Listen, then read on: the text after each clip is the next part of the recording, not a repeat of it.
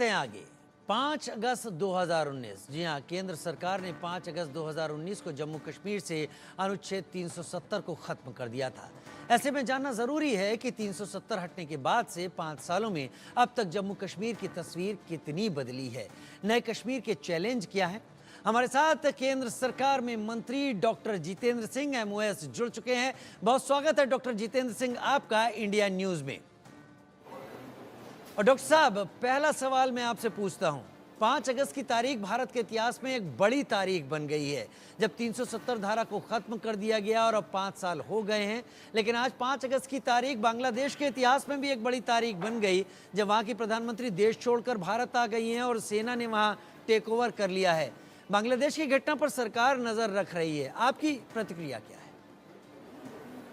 नहीं राजीव जी, मैं इस विषय पर बहुत अधिक टिप्पणी करना मुनासिब नहीं समझूंगा। थोड़ा आउट ऑफ टर्न बात हो जाएगी, क्योंकि विदेश मंत्रालय इस पर बड़ी नज़दीक की नज़र रखे हुए है और क्या रुख अपनाना है वो निर्णय लेंगे। लेकिन हाँ, एक हमारा पड़ोसी देश है तो चिंता का विषय तो रहता ही है। ठीक है सर, 5 अगस्त 2019 की सर बात कर लेता हूं। धारा 370 हटाए जाने पर सदन में बहस हुई थी और आपने तब कहा था कि आर्टिकल 370 एक मिसकैरेज ऑफ हिस्ट्री है और एक ऐसा ब्लंडर है जो स्वतंत्रता के बाद किया गया। आपने ये भी कहा था कि ये एक प्रायश्चित करने की घड़ी थी। क्यों आपको ऐसा लगा? नहीं ठीक, आपने बिल्कुल ठीक कहा राजीव जी, आपने मेरे दिल की बात कही।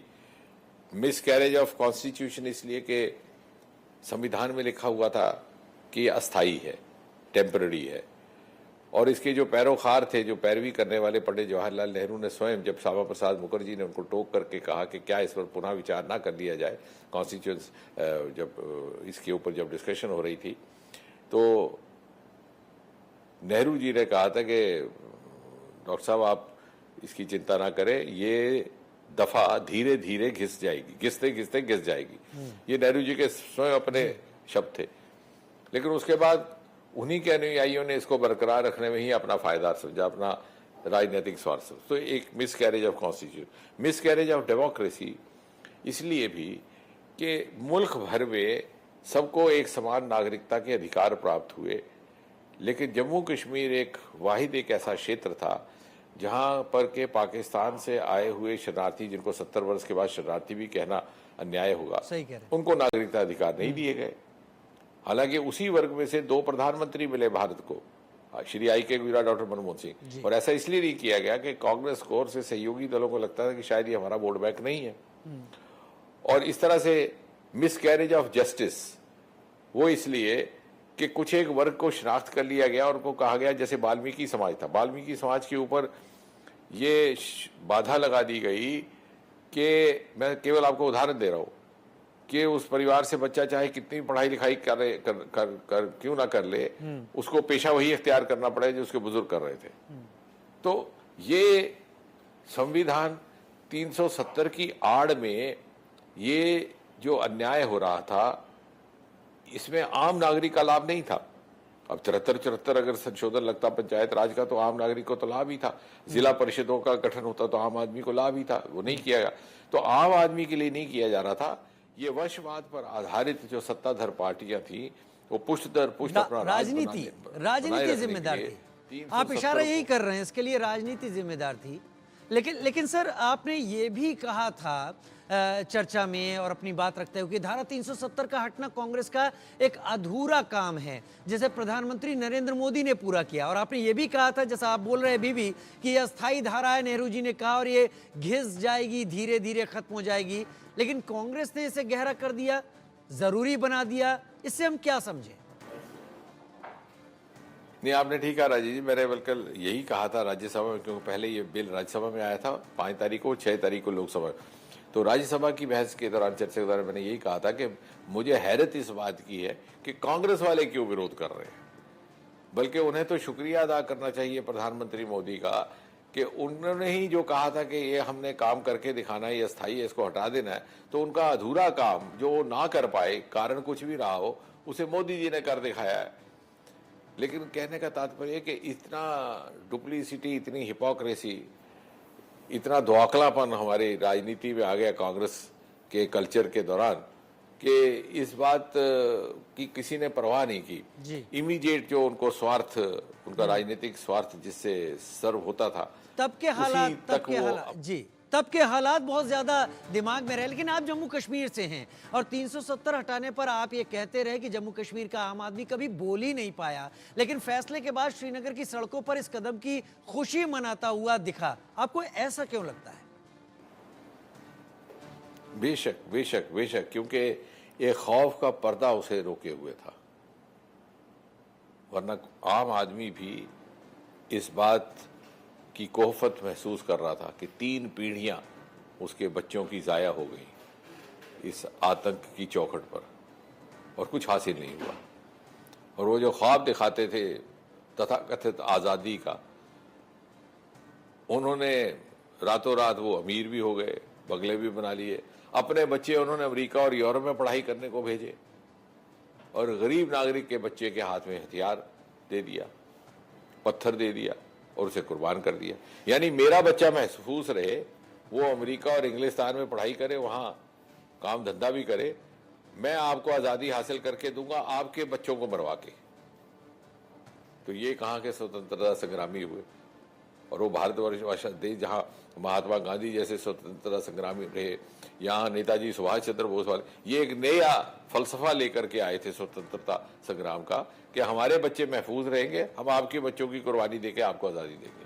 तो ये जो एक विडंबना थी, ये जो मिथ था, ये भी एक्सप्लोड हुआ जब नागरिक खुलकर के आए। आपने देखा जिला परिषद के चुनाव में भारी मतदान हुआ, अभी हाल ही में संपन्न हुए लोकसभा के चुनाव में 60% औसतन मतदान हुआ कश्मीर घाटी में, जहां एक जमाने में मात्र 8-10% हुआ करता था। और कई एक ऐसे फेज थे इलेक्शन के कि 7 फेज में हुआ कि जो हमारी कंट्री वाइड एवरेज रहती थी औसतन, उसी के मुकाबले में केवल कश्मीर घाटी की हुआ करती जी। तो यानी कहने का कि जो दबी हुई हसरत, जो आकांक्षाएं थी, राजनीतिक आकांक्षाएं भी, लोकतांत्रिक आकांक्षाएं भी, वो बाहर एकदम उमड़ करके आई हैं जब उन्हें एक आउटलेट। लेकिन 5 अगस्त 2019 की बात करें तो इससे पहले जम्मू कश्मीर के कई नेताओं ने कहा था कि अगर 370 हटी तो झंडा उठाने वाला कोई नहीं होगा, चाहे प्रधानमंत्री मोदी 10 बार प्रधानमंत्री बन जाएं तब भी कुछ नहीं होगा। लेकिन ऐसा हुआ, ये धारा हटी, तो कौन से बदलाव हैं जो आपको लगता है कि जम्मू कश्मीर की जनता अब महसूस कर रही है वहां पर? नहीं, आप ठीक कह रहे हैं। जो लोग ये कहा करते थे कि मोदी जी चाहे कितने जन्म ले ले नहीं बदल पाएंगे, कोई झंडा उठाने वाला नहीं होगा, वो खून की नदियां बह जाएंगी, दरअसल ये वो लोग थे जो अपने पीछे आगे एक ककून बना के बैठे थे। 10% मतदान से ये निर्वाचित हो जाते, फिर पुष्प दर पुष्प, पहले दादा, फिर पिता, फिर पुत्र, वो मुख्यमंत्री बनते, मंत्री बनते, केंद्र में भी जाते, सांसद भी बन जाते, और एक अपने अंदर एक दुनिया उन्होंने एक अपनी बना के रखी थी अपने इर्द गिर्द, जो कटी हुई थी आम जनता के साथ। वो जैसे गालिब का शेर है कि सुन तो सही जहां में है तेरा फसाना क्या, कहती है तुझको खल्के खुदा गायबाना क्या। तो खल्के खुदा जो दुनिया जनता है खुदा की जमीन पर, उसकी आवाज से ही कट गए थे, और इसलिए इनको ऐसे लगता था। लेकिन आम आवाम ने उस बात को झुठलाया है, और उसने हिंदुस्तान की जमहूरियत, हिंदुस्तान के लोकतंत्र का एक हिस्सा बन करके आगे बढ़ने का एक निर्णायक फैसला किया। आप एक डॉक्टर हैं, डायबिटोलॉजिस्ट हैं, और इतना बेहतरीन शेर आप सुना रहे हैं तो लोग वाकई आपको समझने के लिए लोग और आप जानना चाहेंगे। लेकिन 5 साल का लंबा वक्त बीत चुका है। जम्मू कश्मीर में लोगों को विकास की उम्मीद थी और कई चीज़ें ज़मीन पर दिखती भी हैं। लोग कहीं बहुत ये भी चाहते हैं कि स्टेटहुड वापस मिले, राज्य के तौर पर जम्मू कश्मीर अब जाना जाए। तो चुनाव को लेकर आपको क्या आहट लगती है जम्मू कश्मीर या लद्दाख में? नहीं, मुझे लगता है कि उसमें मेरा कुछ कहने का ना औचित्य है ना आवश्यकता है, क्योंकि आदरणीय प्रधानमंत्री जी स्वयं कह चुके हैं, गृह मंत्री जी ने सदन में भी कहा कि चुनाव भी होगा और उचित समय में उसको राज्य को बहाल भी कर दिया जाएगा, स्टेट को। तो मुझे लगता है कि जब प्रधानमंत्री और गृह मंत्री ये बात कह चुके हों तो इसके आगे कुछ जोड़ने का की आवश्यकता नहीं। मैं समझता हूँ आप शब्दों को थोड़ा चबा के बोल रहे हैं, लेकिन 5 साल में अगर आंकड़ों को देखा जाए तो आतंकवादी घटनाओं में करीब 81% नागरिक, अब जो तब की स्थिति उसमें बचाव है, सुरक्षा बलों के शहीद होने में 50% की सीधे तौर पर कमी आ चुकी है, लेकिन फिर भी पाकिस्तान इन्फिल्ट्रेशन कर रहा है। एसएसजी के जरिए, बैट कमांडोज के जरिए पाकिस्तान तस्वीर दिखाने की कोशिश करता है कि जम्मू कश्मीर में तनाव है, भारत जुल्म कर रहा है। आप इससे किस तरीके से निपटेंगे? नहीं, आपने ठीक कहा, आपने स्वयं अपने प्रश्न का उत्तर भी दे दिया। और देखिए, पाकिस्तान की तो ये सदा से ही शरारत रही। सन 1947 से लेकर के उसने कभी इस बात से समझौता नहीं कर पाया कि जम्मू कश्मीर भारत का अंग है। कभी कन्वेंशनल वॉर लड़ा, कभी इन्फिल्ट्रेशन की, कभी वो 1000 वुंड थियरी पर अमल करते हुए ये प्रॉक्सी वॉर शुरू करवाया, ये छुटपुट घटनाएं। लेकिन मैं दाद दूंगा आज के मीडिया की, और ये जो इंफॉर्मेशन एक्सप्लोजन हुआ है आज, इसके विपरीत दृश्य ये है। पाकिस्तान, जैसे आपने कहा कि बाहर जाकर के जम्मू कश्मीर की जो भी तस्वीर दिखाने की कोशिश करता हो, लेकिन जो पाक अधिकृत जम्मू कश्मीर है, जो जम्मू कश्मीर का वो इलाका जो पाकिस्तान के नाजायज और गैर कानूनी कब्जे में, वहां आज आए दिन प्रदर्शन हो रहे हैं।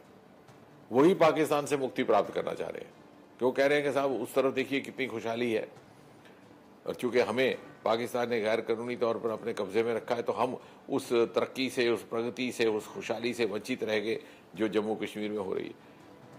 और आज भले ही पाकिस्तान जो भी तस्वीर रखे, लेकिन real time media, real time social media, PoJ के, पाक अधिकृत जम्मू कश्मीर की जो तस्वीरें सारी दुनिया को दिखा रहा है, उनकी कहानी कुछ उसके पूरी तरह विपरीत।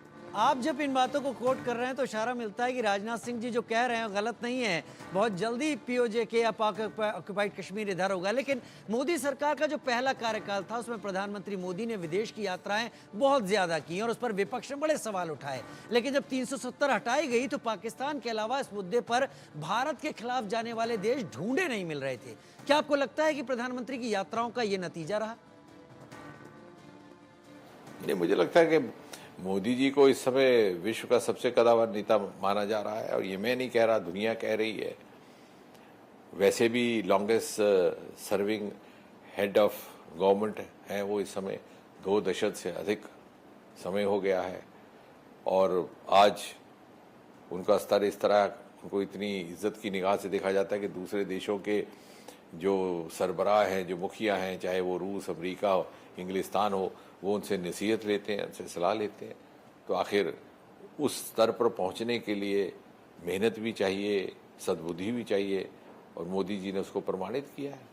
और हम सब के लिए गर्व की बात। जी, प्रधानमंत्री ने तो ये दौरे किए ही किए, लेकिन एक नारा बीजेपी की तरफ से कई बार लगाया गया, एक देश में एक विधान, एक निशान, एक प्रधान। आप जम्मू कश्मीर से ही हैं सर। 5 साल बीत जाने पर जम्मू कश्मीर की स्थिति, एक केंद्रीय मंत्री होने के नाते और जम्मू कश्मीर से होने के नाते आप किस तरीके से देखते हैं? निश्चय ही श्यामा प्रसाद मुखर्जी जो हमारे संस्थापक थे संगठन के, उन्होंने ये नारा दिया था, एक प्रधान, एक विधान और एक निशान। और इसी आह्वान के साथ उन्होंने अपनी गिरफ्तारी दी, जम्मू कश्मीर में प्रवेश जब किया। और ये उनकी कर्म भूमि भी और बलिदान भूमि भी, यहीं वो संदिग्ध परिस्थितियों में चल बसे। और गिरफ्तारी जब उनकी हुई है तो उन्होंने अटल जी को कहा था, जो उनके युवा साथी के, Atal go and tell the world that Mukherjee has entered Jammu Kashmir without permit.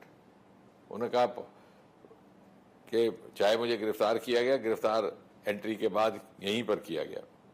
और मैंने उस दिन सदन में कहा था, लोकसभा में, जब 6 तारीख को हुआ, कि अगर आज मुखर्जी जिंदा होते तो इतनी बड़ी विंडिकेशन को मोदी जी के हाथों से मिली होती, इतना उनको इस बात की तसल्ली होती, तो शायद उनका जो एक अपना अंदाज था, लबो लहजा था बात करने का, जैसे आप उनकी रिकॉर्डेड स्पीचेस में भी सुनते हैं, तो उन्होंने कहना था, go and tell the world Modi has abrogated article 370। तो मुझे लगता है, और मैंने कहा भी था कि मुखर्जी के नाम से जो हमने संकल्प किया था, और हम तो उन कार्यकर्ताओं में हैं और उस क्षेत्र में काम करते थे जहां केवल धरना प्रदर्शन करना का दायित्व रहता था, क्योंकि ना प्रदेश में सरकार थी, ना केंद्र में सरकार थी, और सभी लोग हमसे दूरियां रखते थे, प्रशासन वाले भी। तो उस संघर्ष से निकले हुए जो कार्यकर्ता, और ये और बात है कि हमसे पहले की 2 पीढ़ियां उसमें खप गई, ये दिन देखना हमारे हिस्से में आया।